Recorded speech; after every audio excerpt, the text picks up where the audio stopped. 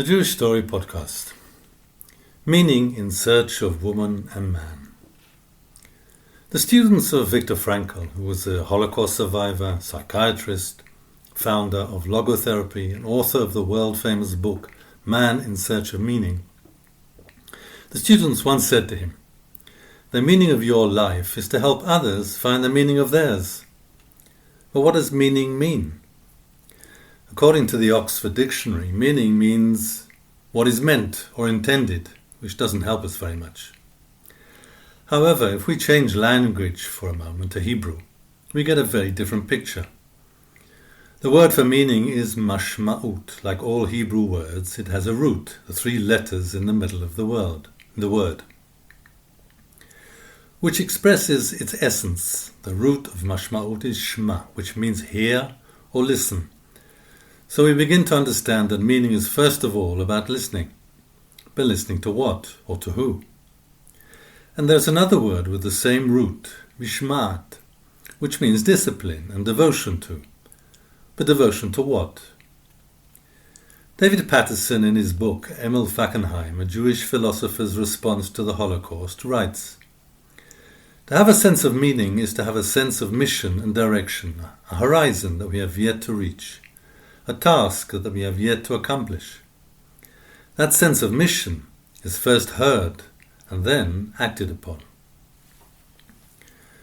Frankl's Man in Search of Meaning discovered meaning in response to life's events. The world challenges you.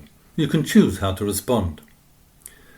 As Edith Eger, Holocaust survivor, psychologist, and a student of Frankl, put it, "You can't change what happened.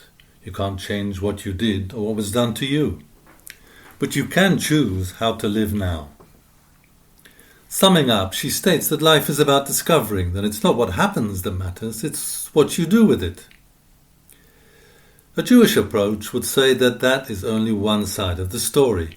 For sure, as human beings, we are free to choose how to respond to life. But Jewishly speaking, life and the world are not neutral.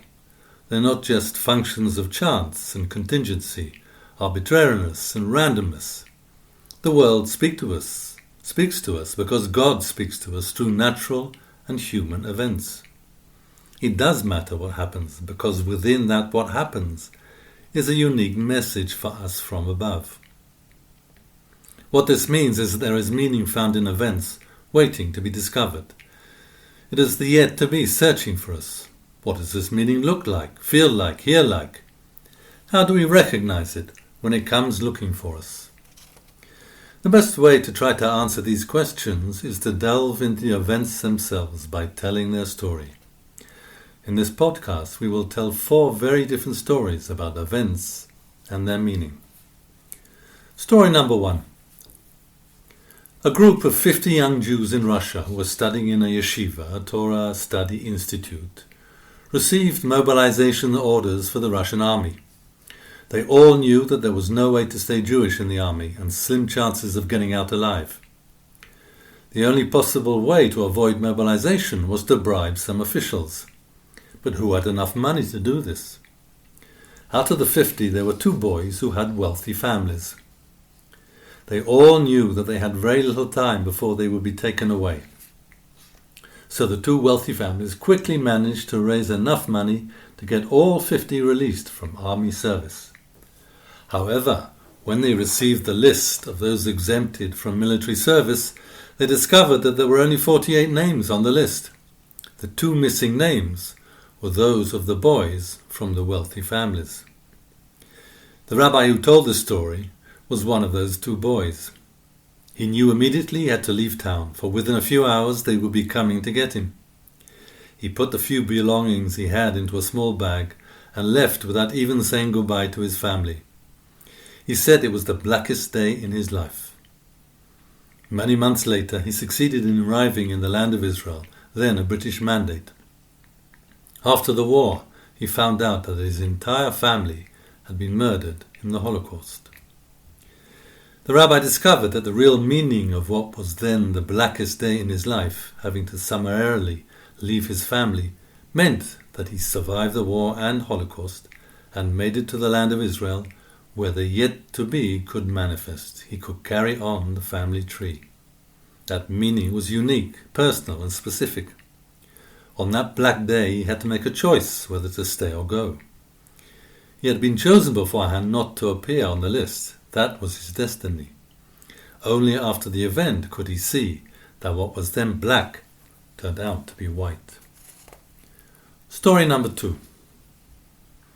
Viktor Frankl described the following event as probably the most significant event of his time in the concentration camps. On entering Auschwitz, he had to discard his coat in which was sewn the manuscript of his first book. He received old clothes which had belonged to a recently killed inmate. In the pocket he found a scrap of paper, torn from a prayer book. On it was the cardinal prayer of Judaism, Shema Yisrael, Hear, O Israel. 2 separate events.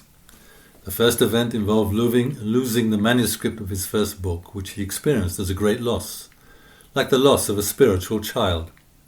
So much so that he asked himself if life was worth living.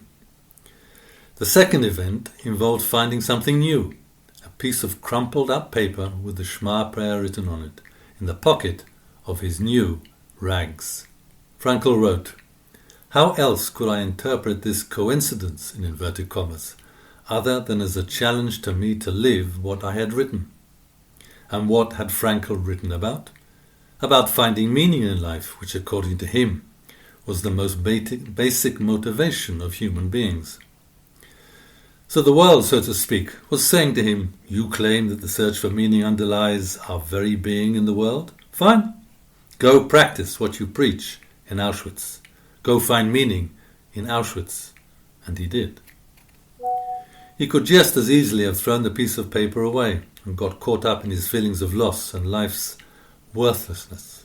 He could have been overwhelmed by all that was going on around him as he entered the camp and not paid any attention to the paper in his pocket. But he made a connection. The meaning he discovered was unique, personal and specific. Somebody else in the same situation would have reacted differently, for the simple reason that they were different. The meaning was hidden. Nothing about these 2 events hinted at the meaning that Frankl discovered. It was there waiting to be discovered. The meaning was found when he saw the event of losing his book and the event of finding a piece of crumpled paper in his pocket as one event. Story number 3. Let me now give you an example from another time and culture, from the native Indian culture in North America towards the end of the 19th century. The story is about Black Elk, a Sioux Indian who, when he was 9 years old, had a vision. He heard a voice say to him, "It is time now, they are calling you." He got up and went outside the teepee, and both his thighs began to hurt. He got very sick. Later, when lying in the teepee, through an opening he saw 2 men come from the clouds with long spears. They came down to the ground and said to him, "Hurry, come, your grandfathers are calling you." The vision remained absolutely secret until he was 17 years old. By then the people of his tribe had been driven from their homelands. Black Elk, however, felt an urge to tell his secret. He became ill again. People wondered if he was crazy, until a medicine man asked him if he had seen something that bothered him. He told him his secret. The medicine man, upon hearing the story, said, "You must do your duty and perform this vision for your people upon earth. If you do not do this, something very bad will happen to you."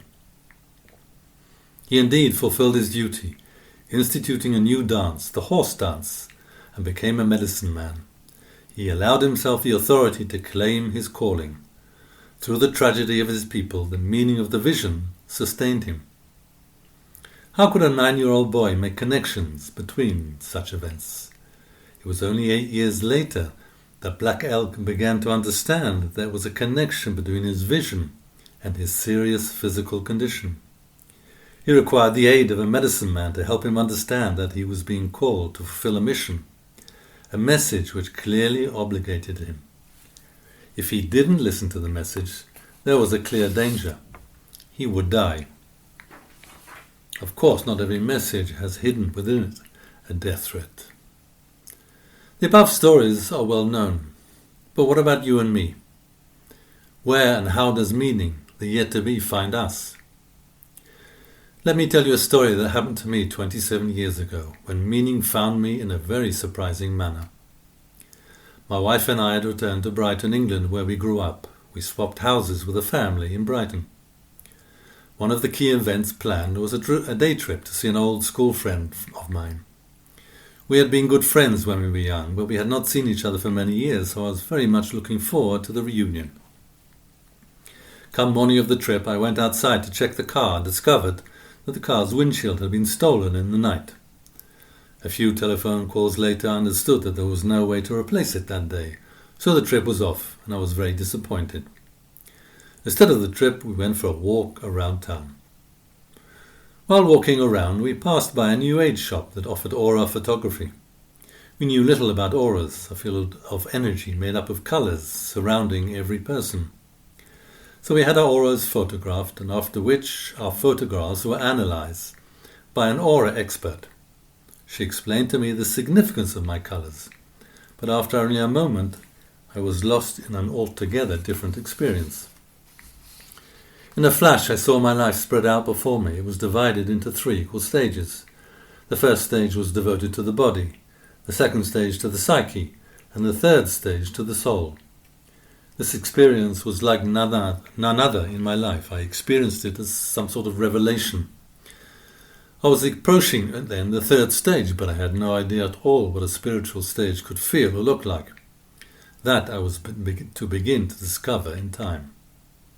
What was the connection between these events? A stolen windshield, a walk around town, an aura photograph, a vision of my life? All I knew at the time was that this revelation or vision had not come from within me. The source was from beyond. From who or what, I had no idea at the time. Like the other events I have described, the initial event involved a loss of something that was valued, desired, cherished, was taken away. This was then followed by other events, at first seemingly not connected, which involved receiving or being summoned to something new. An experience, a mission, a vision, a message. The events spoke to each person according to the degree that each person was capable of listening to the message, to the call, to the summons. We all know there are plenty of reasons why today it is so difficult to hear events speak in the language of meaning. 1, we are just too busy. 2, in an ego-centrist world, we are too involved in ourselves, leaving little room for an awareness of someone or something outside of us. 3, we are bombarded by stimuli, noise, messages from the outside world. 4, there is a plethora of meaning provided by digital media, so that one doesn't have to look too far or too deep to obtain ready meaning on any situation. 5, where can one find today a source of authority on meaning? Once a rabbi was asked, why doesn't God speak with man anymore? His answer was that today man cannot bend down low enough in order to hear the message from above. The message in the modern era is that the only source of authority is from within. That is, after all the external sources of authority have been deconstructed. Even though the protagonists in the above stories understood differently the source of the yet-to-be, whether it be God, the world and life, and inner potential, all understood in time that their sense of mission and direction, their yet-to-be, had been encompassed within the events, and most importantly, it was incumbent upon them to discover this revelation in order to fulfill their mission. By doing so, meaning could successfully find woman and man. Thank you.